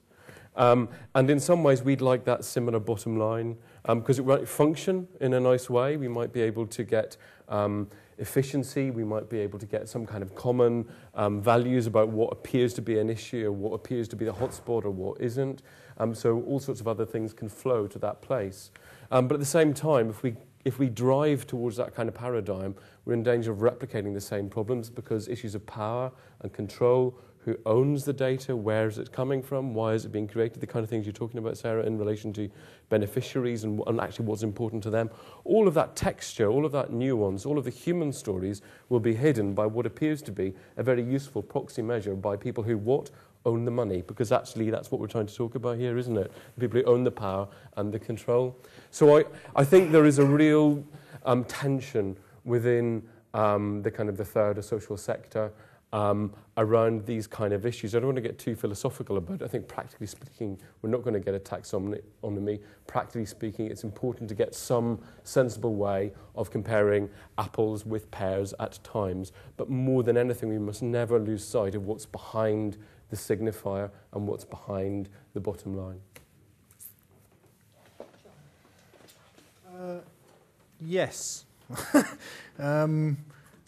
Sort of up to a point, I think, agree with that. I mean, I think that the interesting dimensions of the demand side kind of surveys and mapping is that I was talking about earlier is that they're exploratory at the moment and they're trying to navigate their way through exactly these questions about what is actually most useful for the field of charities to know about themselves. And what's sort of innovative, I suppose, is that the funders are coming together to use their convening power, if you like, to encourage people to take part in these surveys. And that seems to me to be a useful thing to do because it would be difficult to get a very wide response rate to these kinds of surveys without having it being a bunch of funders that are asking for that information, providing that the survey is designed with the charities themselves and that there's kind of a steering group that spans those two sides of the marketplace and that the findings are shared openly back. That seems to me to be a good dynamic because everybody's then got a piece of information and analysis which they wouldn't otherwise have. And to Stephen's point that he made earlier. So one of the things that Florence and I have been working on with colleagues in the Environmental Funders Network at the moment is something which we're referring to as the Pulse survey in shorthand, because we sort of aspire to taking the pulse of the environmental sector in the UK at the moment in a way that we don't think has been done before, and to reaching out with a survey tool to the 200 largest UK environment and conservation groups by income, and then another set of groups that are selected in order to give a sense of the diversity of the sector. They may not necessarily be the ones that have the most income, but who do work on specific issues or are sort of thematic specialists or have a particular approach. And our hope is that if we can get a high response rate to that, then we'll be able to play the findings from that back to the field, encourage public discussion of what those conclusions show, and then revisit that process. So in just the same way as where the Green Grants went, it's been coming out roughly every 2 years, the goal would be to have the sort of pulse survey be repeated, perhaps on a 2-yearly basis, so that over time it's possible to track how things are changing inside that sort of sector, and quite an important part of the third sector in the UK. And none of that information exists at the moment as far as we know. So it'll be a learning process, a sort of journey of discovery, and no doubt we'll make mistakes the first time around which we could do better.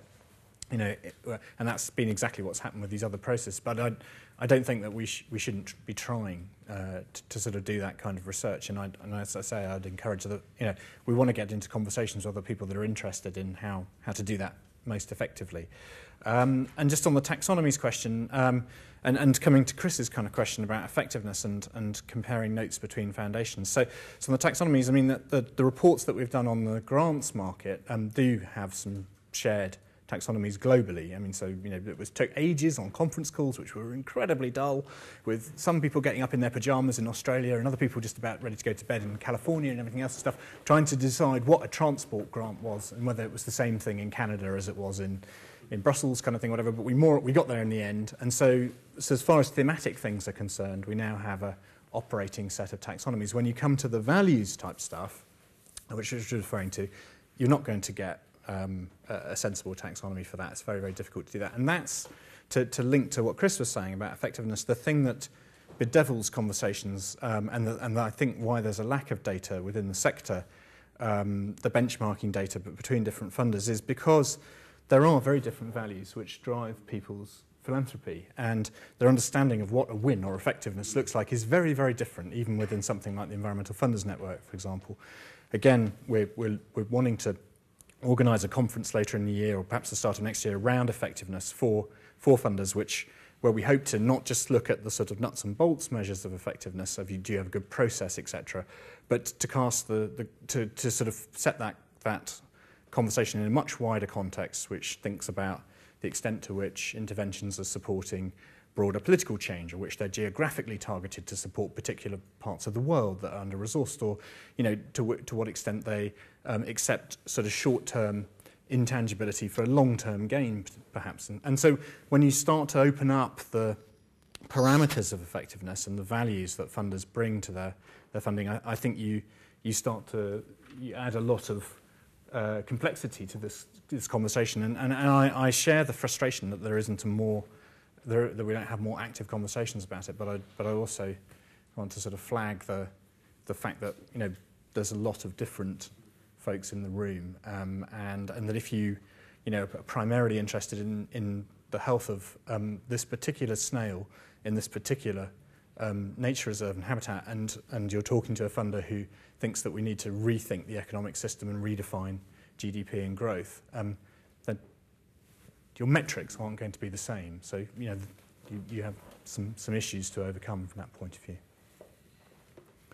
Chris, do you want to comment on this?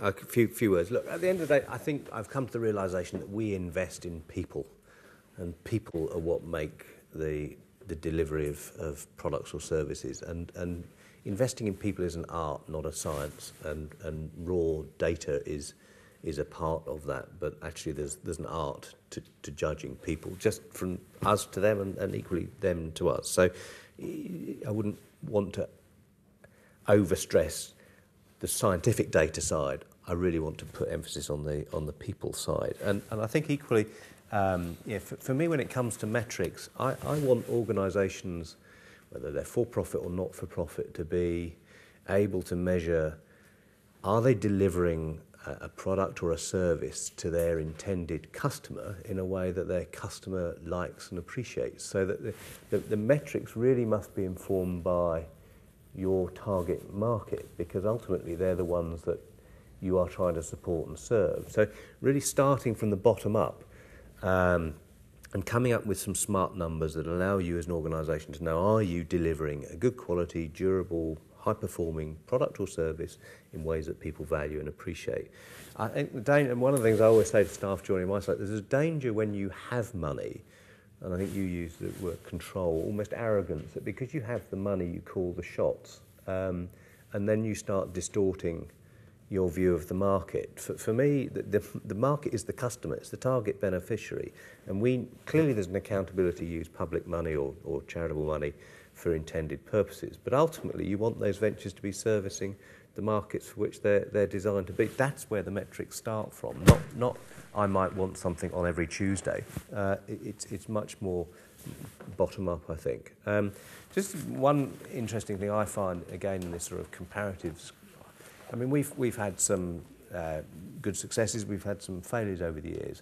Going back to the comment that the chap from Global Witness mentioned earlier, I'm always intrigued that we had some of our early failures were basically with people we backed that for shorthand were not competent to execute the task for which we gave them the money.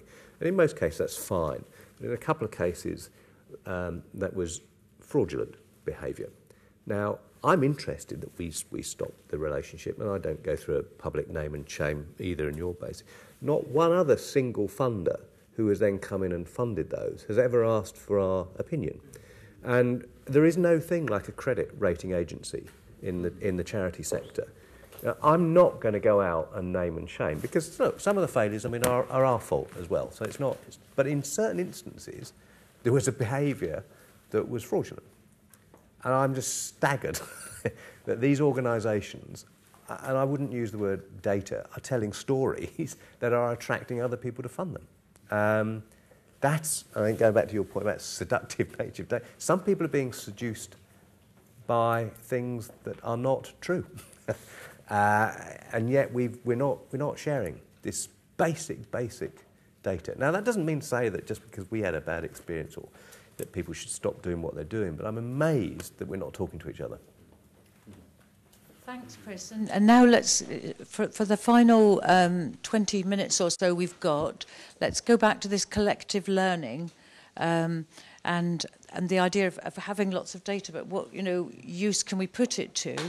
Now, I've got a sort of, it's probably complete pie-in-the-sky vision of what data ought to be like in our sector and the foundation sector.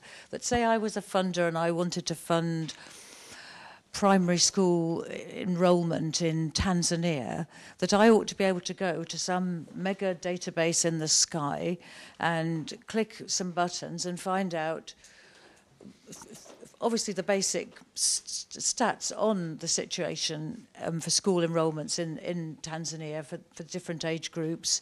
I want to know who else is funding there from all over the world.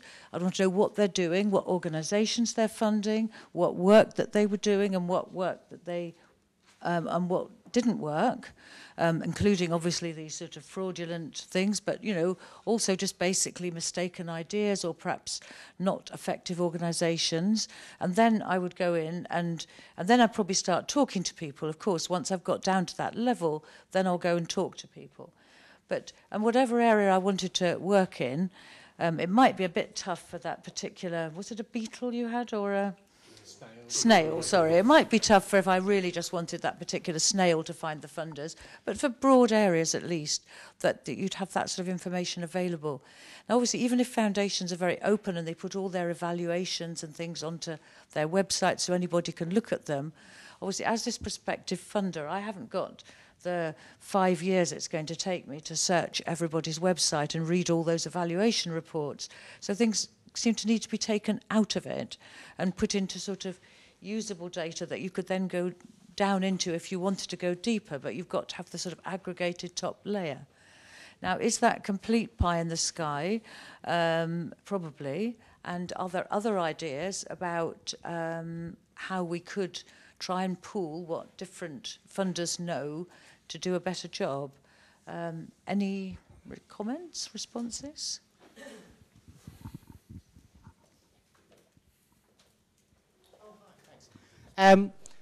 Yes, you should talk to people. I think that's the lesson that we're getting from this across the board, that data is important, but talking's more so. I mean, to be really blunt about it, for the last generation, I think there's been almost an abusive relationship between a lot of foundations and a lot of fund-seeking organisations. And it's really great to see, and this is why you get illegal behaviour, this is why people tell stories to foundations. And it's really great to see, as I've seen, certainly over the last 5, 6, 7, 8 years, certain foundations, certain individuals within foundations spearheading a kind of remedial activity to bring these two sectors that rarely talk the same language together. And I think that data is critically important, but even more so is not some sort of systemic data pooling, but that's pooling, by the way. My accent may be confusing you, but pooling of data and kind of removed aggregative analysis, but real qualitative information, because it's the qualitative information that not only tells you as potential funders and advisors to funders more about what you really want to fund and how what you fund really works, but it also tells you where to find that rare piece of information if you want to really help a particular snail, or if you want to really help a particular issue. It guides you through the data as well too. The qualitative information from all the NGOs that have that anyway will help guide you through the data. So I say, let's all talk. And where's that conversation going to take place? I mean, how is it going to take place? Well, I did say that the two sides struggle to use the same language, and I think that maybe. So I suppose one way is that people can sort of try and stumble towards each other and develop a kind of common language, or it may well be that there's a role for things like the Alliance magazine and other intermediaries to act as interpreters, to act as translators, to help bring these two slightly disparate sides together. I don't want people to think this is a complete love-in between us here, but I think that the idea of collective organising between different groups of funders and different NGOs to genuinely explore common solutions rather than simply to do some sort of market testing, I think is a really good step forward. And that's one suggestion. I can email you some more if you like. Thank you. We've got some at the back.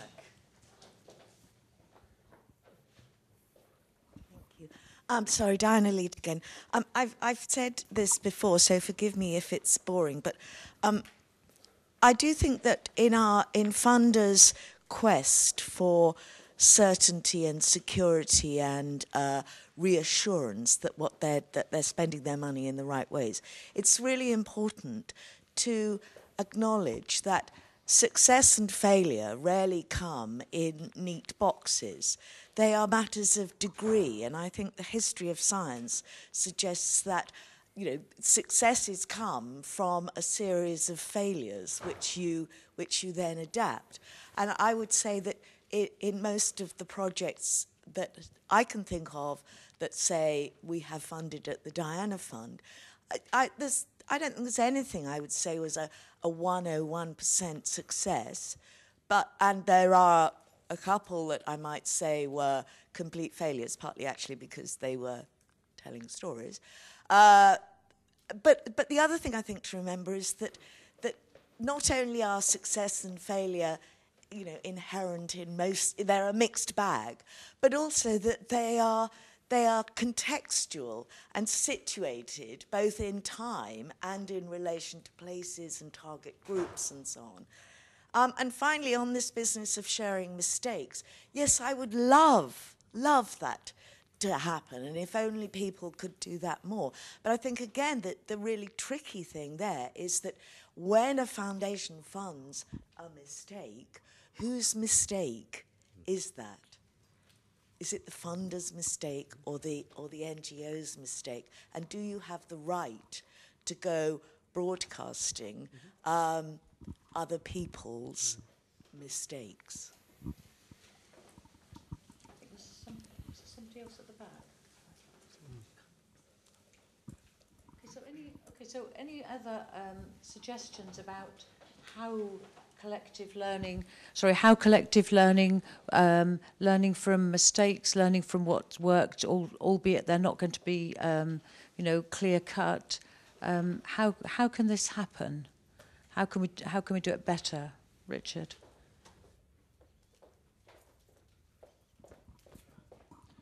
Richard again. I suppose my sense is, being rather pragmatic about it, is it's only ever likely to take place within a coalition of the willing, and where there is a level of trust amongst probably the individuals rather than the institutions. So I can envisage sitting with Chris, because I've known Chris for a long time, and some other funders who are engaged with the social investment, impact investing, whatever you want to call it, space, and actually really getting value from people's collective experience in that space, because I guess it has enough focus that the lessons that you can take from it, you can apply quite simply to your own future decisions as another grant maker. I think it's easier for grant makers to speak because we all are we're a common entity, if you will.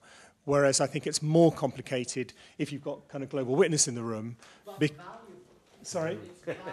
Well, I think the It's interesting, if I may interrupt briefly, sorry, that you just mentioned who talking amongst funders. Yeah. You talk to other people. Well, People you fund, have open conversations with. This is a plea. I suppose the risk associated with that, having had, I mean, I'll give you an anecdote. I sat in a meeting with Bond, right? There were Another group. No. Sorry, keep going. I sat in a meeting with Bond of, say, I don't know, 100 NGOs. And the guy who's chairing the meeting, his first comment was, just watch what you say, because there's a funder in the room. And I just thought, well, that's an incredibly childish comment to make. But it was kind of indicative of this difficult relationship between people who give money and people who apply for money. Because there will always be organizations who are seeking grants will always want to kind of make out they're doing a great job, and you will create this potentially kind of competitive environment. And it's much harder, I'm not saying it's impossible, but it is much harder to have honest conversations. Therefore, again, being pragmatic about it, I think a first step towards your vision, which I think is probably a little way off, is that coalition of the willing of funders where there is trust and respect, where there can be those genuinely honest conversations which we can all apply. And then I think a next step might be a wider sharing with other parties. Thank you. Okay, over. Sorry, Philip de Purvis, it isn't really the angle I represent, but you're talking about the funders and the NGOs. I feel that in the developing world, which some people are involved in here, we also ought to say that some of the beneficiaries that we're working with have no idea what all this business is about, that all the development professionals arriving with their data crunching laptops and everything, working with people who have no electricity, have no laptops, who have no idea, to impose unnecessarily. Obviously, one has to measure the impact in certain ways, but to try to extract from them the data that ultimately funders would find useful on their charts. I think there's a big sort of gap in understanding what the reality on the ground in a lot of the most remote places and situations is. Thank you. I mean, I hope that funders' own charts aren't sort of their own sort of tick boxes for their fund, but actually to help them do their job better. But of course, as we've heard from different people, it might not always be like that. Is there anybody else from the audience who'd like to make any final comments? Or otherwise, I'm going to ask our three panellists to make any final comment they'd like to. Yeah, okay. Yes, Bettina again. I think having common data is really useful, but at the end of the day, I think we also need to really think about every situation is unique. So it can guide us, but it can never actually give the truth to that particular situation or country. So we need to be very careful as well. Okay, thank you. So let's start then. Chris, do you want to make any closing remarks?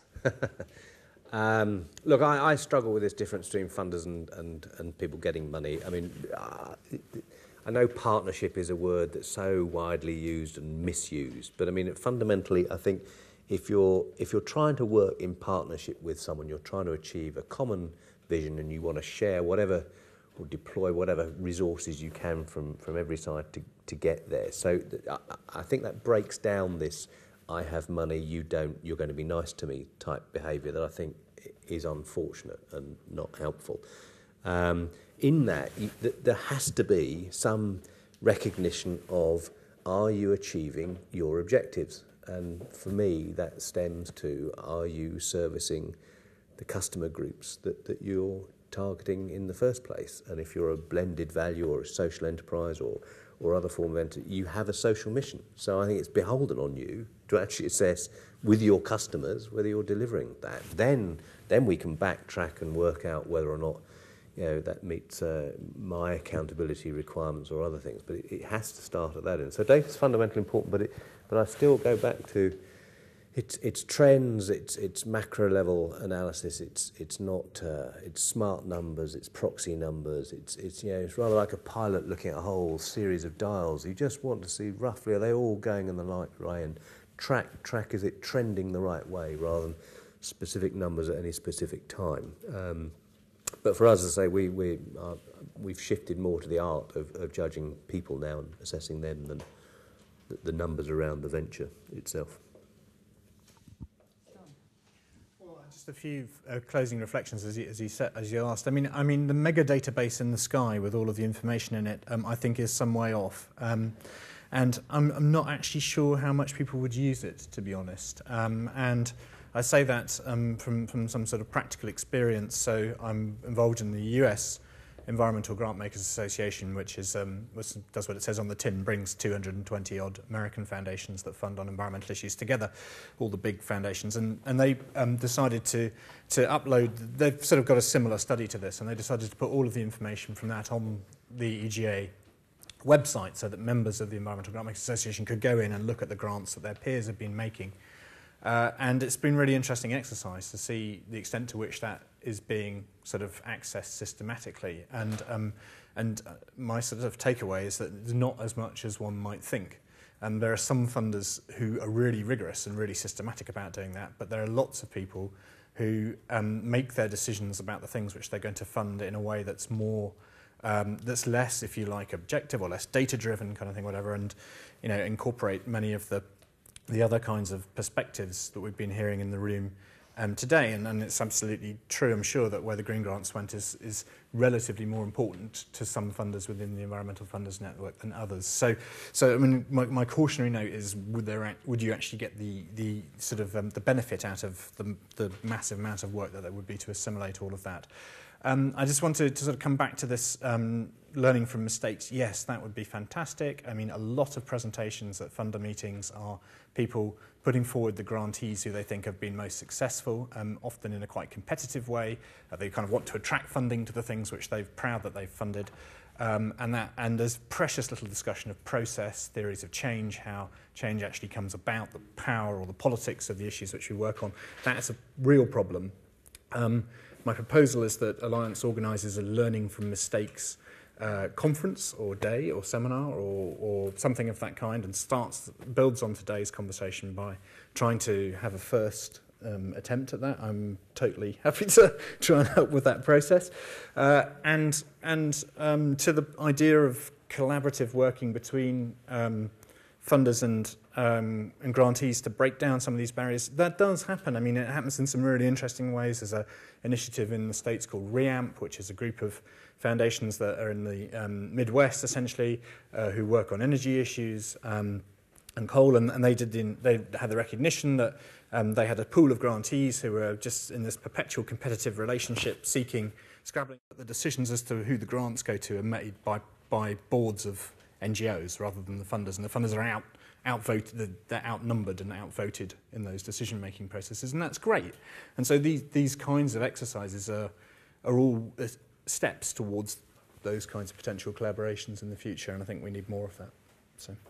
Oh, and please do take a copy of the report if you haven't got it and you'd like one, because I don't want to take them with me afterwards. And I hope there's quite a lot in here that I hope will be relevant to non-environmental funders, because it's about the way that the grants market functions and philanthropy functions, not just environment. So please grab a copy if you haven't seen one. I'm really reminded of the story of when I was a civil servant waiting in outside the minister's private office, and her door was open, and I was there with my brief. I think it was the first time I met her.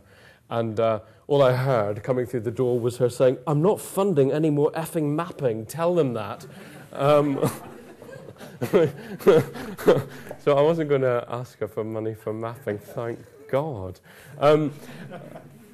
And I have to, and I've spent the last few weeks actually working in a SurveyMonkey, which I'm pushing the button on today to send out to, I hope, hundreds of foundations to find out about their spending patterns, what's important to them, how they judge that in relation to preservation of the endowment and all those kind of concerns. So I'm absolutely in favour of more information. It brings us clarity, rigour, and it can give us an opportunity to present what we're doing in a way that aids more scrutiny and more accountability. So it's terribly important, but it is of relative importance. And I think I've been really kind of reassured, actually, by some of the comments about how the real stories we're trying to get at, the real information, the real knowledge or wisdom lies behind the figures. And some of the caution that we've had about just how practical, or even from a principle point of view, how ambitious we ought to be in trying to get that big dashboard that gives us everything. I still live with my Star Trek fantasy, but I know that actually I've got to get out of the control room and speak to people. So. And also, just finally, I saw that would be a great idea for an issue. Caroline, did you have a little kind of glint in your eye for learning from our mistakes? Is that a great idea for an issue? Is that what we're going to get next? I thought we were going to have a conference. Oh, let's do it. It's interesting to the sort of summing up is that, my editorial for anybody who'd read it is called, in this issue, was Data aren't just for geeks. And I think, maybe my concluding from this conversation would be, data are just for geeks, and really what we just want is stories and personal contact. Anyway, on that note, I'd like to thank and ask you all to thank our panellists.